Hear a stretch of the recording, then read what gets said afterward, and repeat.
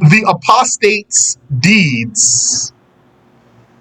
The author says benefiting from good deeds in the hereafter is contingent upon doing them as a believer, not as a kafir, and not committing apostasy before death.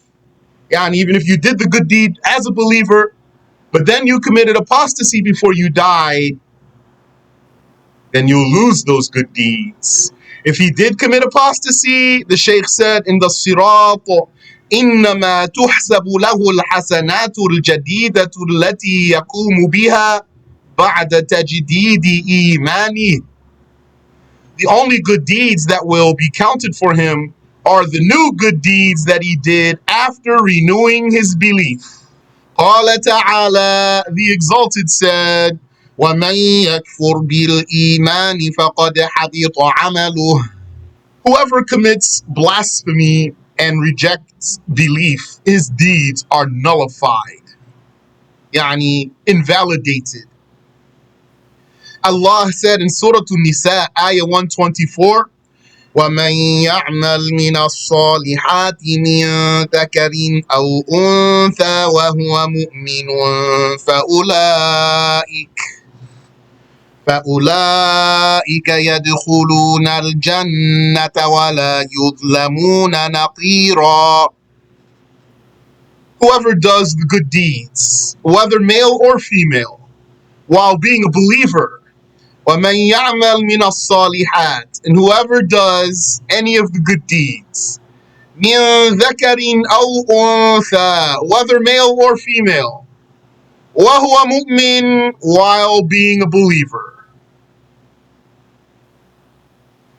فَأُولَئِكَ يَدْخُلُونَ الْجَنَّةَ, then such people who die on that state will be admitted to paradise, وَلَا يُظْلَمُونَ نَقِيرًا, without even the slightest of reward being withheld from them. They will be rewarded for every good deed that they did. Every good deed that has reward, they will be rewarded for it. Imam Al-Ghazali said, لا تصح العبادة إلا بعد معرفة المعبود. The worship is invalid unless the deservingly worshipped is known.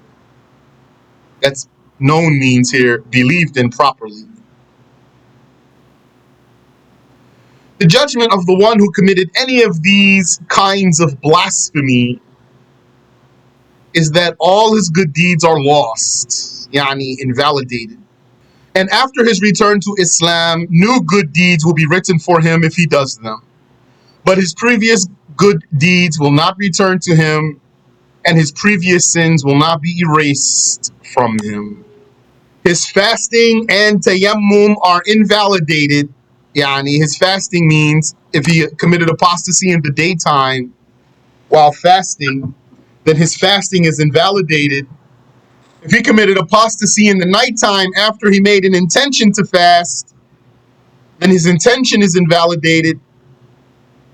He needs to come back to Islam and make a new intention to fast. His tayammum is invalidated by apostasy because tayammum is a weak purification. As for the wudu, it is not invalidated by apostasy according to Ash-Shafi'i because it is not a ritual impurity. Yani apostasy is not an impurity, a religious impurity, according to Ash-Shafi'i, such as urinating or sleeping. Urinating puts you into a state of religious impurity. Sleeping puts you into a state of religious impurity. Apostasy, according to Ash-Shafi'i, does not put you into a state of religious impurity.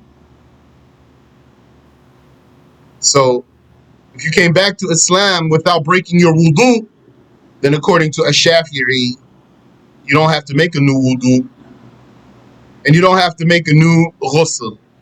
But according to Abu Hanifa, you would.